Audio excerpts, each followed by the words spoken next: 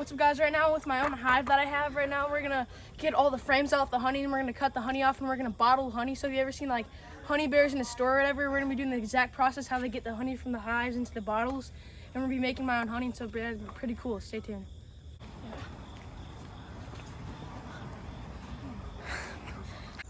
Alright guys, so now we're gonna start up the smoker here. Board. But you gotta make sure you roll it up the right way. I'll show you here in a second what I'm talking about. You see how the holes of the corrugation are going up and down instead of sideways? That way the air can flow up through there. Oh, okay. If you wrap it so the corrugation is going this way, it will not burn. And this particular one has burlap. You gotta make sure you get clean burlap. A lot of the ones that are made for coffee and seed have chemicals on them to keep bugs away. But if you get clean burlap, it gives a good smoking thing.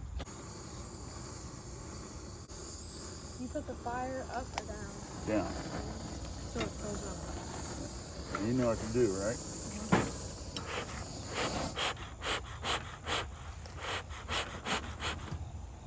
Just keep pumping it. Yeah. Should I close it? No, don't close it yet. You want all that air to move in there. Okay, give us a, no, just put them in like, yeah. Okay, yeah, we just want to smoke the front and a little on the top. Okay, just kind of get them moving. So this hive on the end is mine. They seem upset. Well, they're just going in because they think their hive's on fire, and then they go in and they eat a bunch, and then they're like... Okay, no, you don't smoke too much in the front. Oh, yeah. We're good. All right. Yeah, now lift that. Lift the top. Yeah, and give some smoke right under there. You know how to do that, right? All right, hold on. Not too long. Oh, I hear them. Are they reacting to it yet? No. Let me have. Yeah, see how their movement has changed? Yeah. All right, so go ahead and close the lid for now. And give them a couple seconds. Keep puffing this thing until. These are these two here. It's called a double hive, and this is where the bees live. Okay, and we use a double hive in Illinois just for the heat in the winter, and because they get so many bees, we have to have extra room for them to live, or they'll swarm, right? Then the smaller ones up here, these are called mediums, or believe it or not, they're called Illinois supers. And what they do is they are 3 inches shorter than these, and anything above the second frame here, they will put honey in instead of brood. We might get a few pieces of bee larvae up in here from time to time. We have something called a queen excluder, but I choose not to use it because it also inhibits honey production. And when you have 2 brood boxes, they generally have enough room that they won't put larvae up here. And then this is what they would normally be keeping for winter, right? This is their food storage for winter. But we're gonna steal those, and then probably next week we're gonna come in here. We're gonna force them to put some more honey down here, and then we're gonna come in here and winterize them, which means add supplemental feed, sugar, to them to get them through the winter. And these down ones here are like the brood boxes and Yep, stuff? that's where all the brood is. Just the top part. Okay. Then turn it upside down over there. Yeah.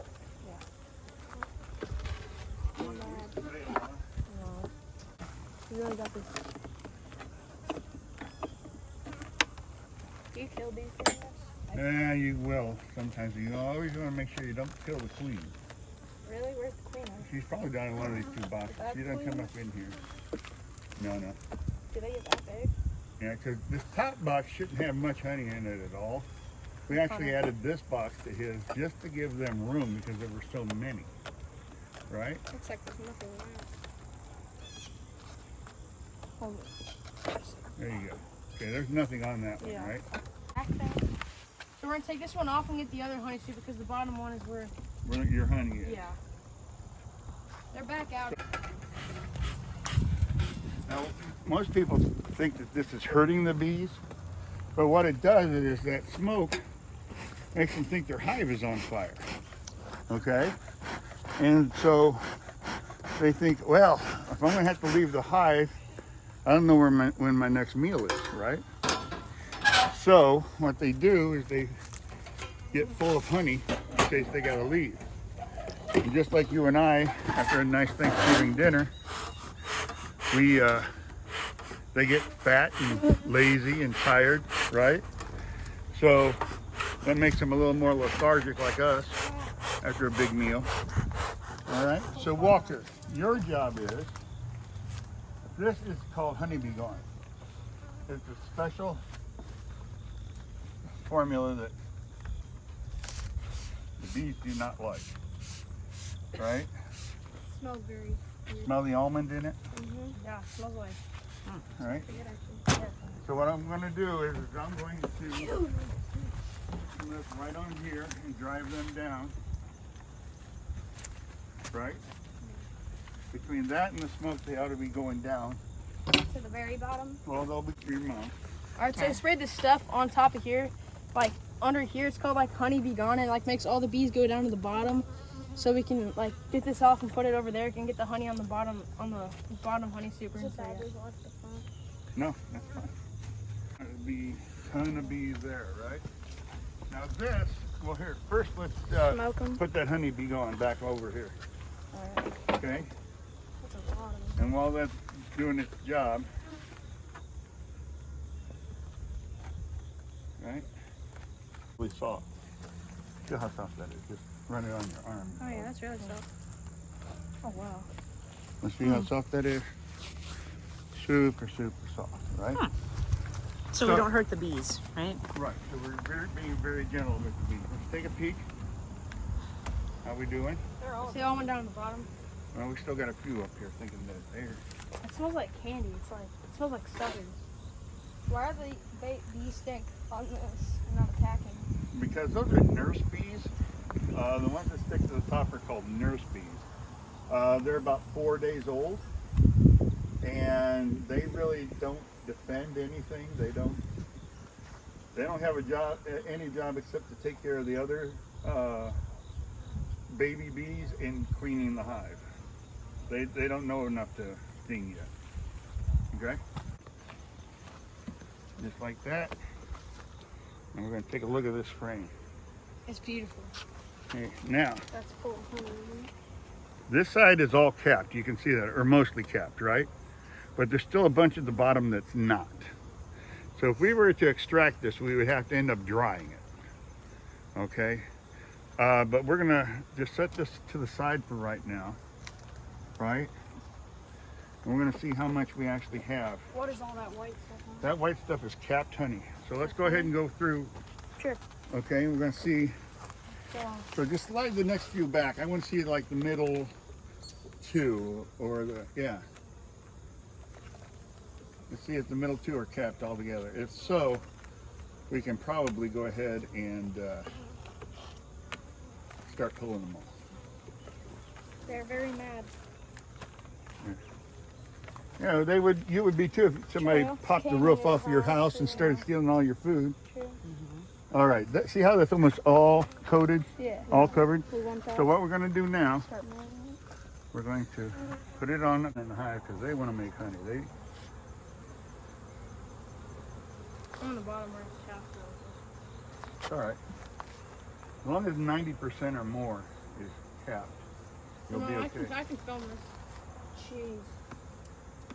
Okay, so now if you look at this one, you'll see they actually have eggs on the bottom, right? See that there's a piece of larva there? And that's because it's right above the brood box, right? You see that white stuff? That's larva. So now there's no bees on it. Keep it moving gently, We brush them off and stuff. and just keep them moving like this so the bees don't get on it. Come over here. Oh, see, there's already a bee on there, right? So you just gently kind of flick them and get them in. Alright, gonna brush the bees off. Gently. Now, as you get older and more experienced, watch this, okay? Get a little more experienced, you can do this. And then brush it off. Sure you don't smash any bees when you do it. There you go. Now they'll crawl back down in. Excuse me, Becky. Oh, that's okay. Sure. Gently, slowly and gently, just brush them off. While he's doing that side, you can do this side. You have a brush. Alright, there's all those. Hold on to that.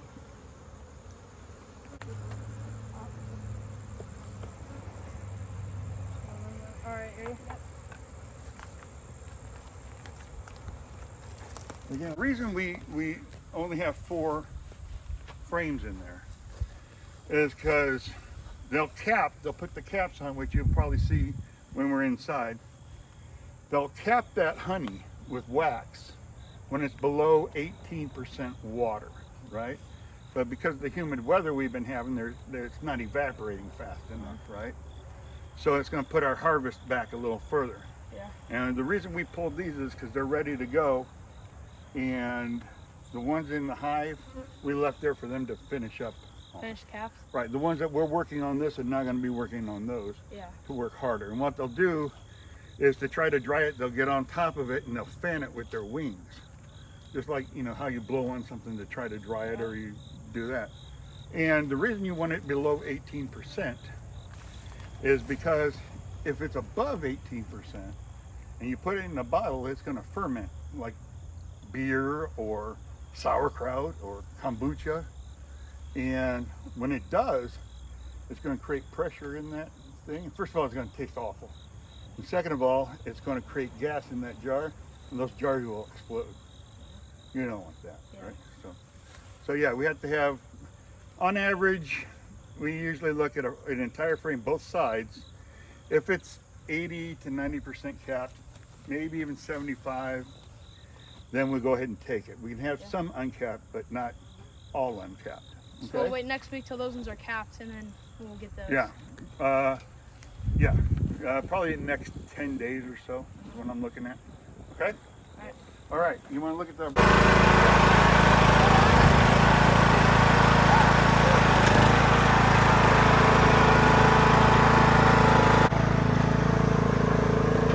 Hold of it. Alright. All right. Go ahead and then now work downward. What do I do Here. this? Put it under here. Alright, so now we're uncapping the honey, and then after this we're gonna put it in this machine. And so we'll tell you about that later.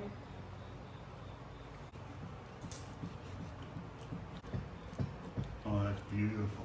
All right. So set your knife back down in there. So they don't have to take all that honey to make wax. They'll just make it in. Because it takes about, you just cut off the top. Oh, okay. And that's what you're doing. You're doing a great job, dude. Really? Yeah, get to the middle of the knife though, remember? Make sure it drips into the tub. Because we want to preserve as much of the wax as possible.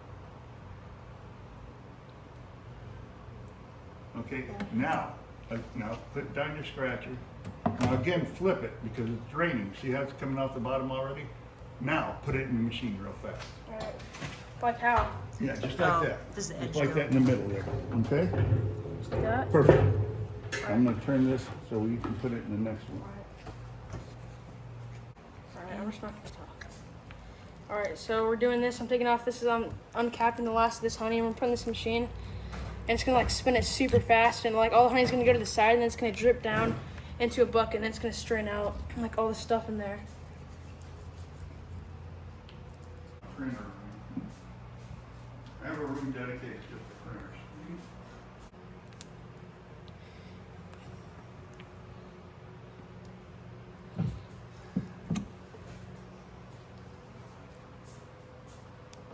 Alright.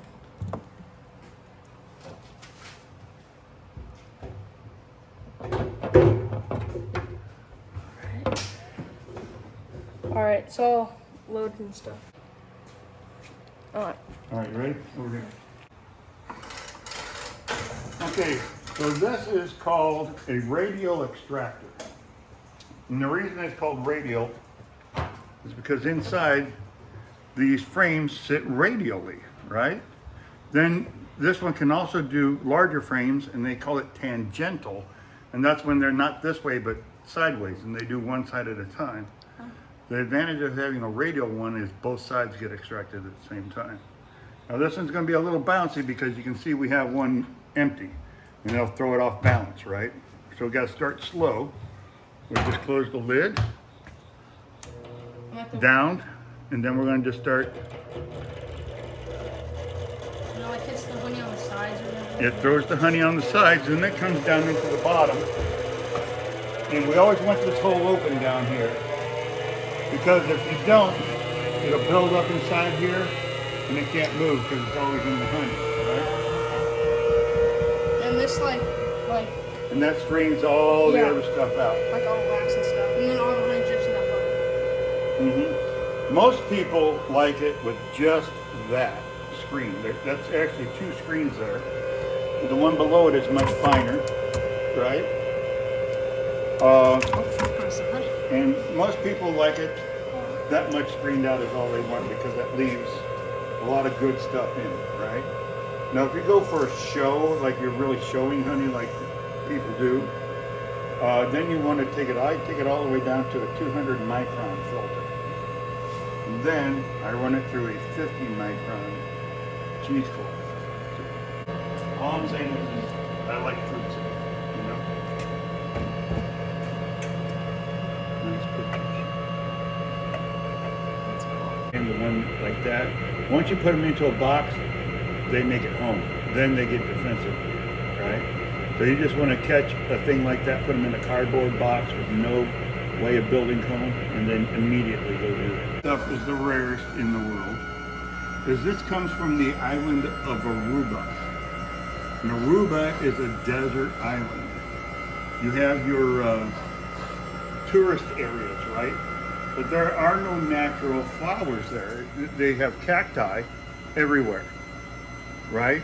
But the palm trees, the flowers, everything was imported and planted there for tourism, right?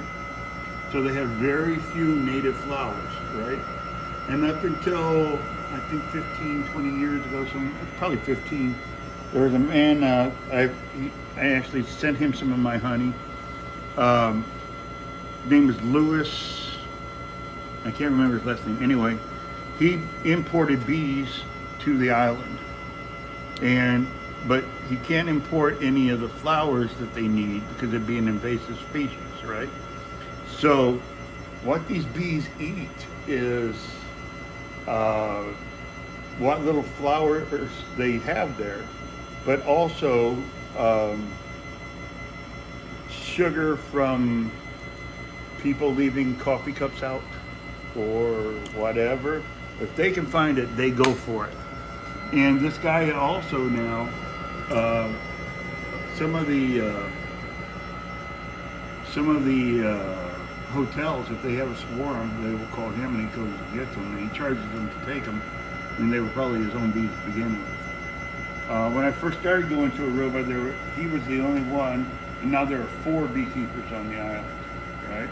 But there's no natural for them to go through. This guy here is one of the newer ones, and he's got maybe 30 hives, if that.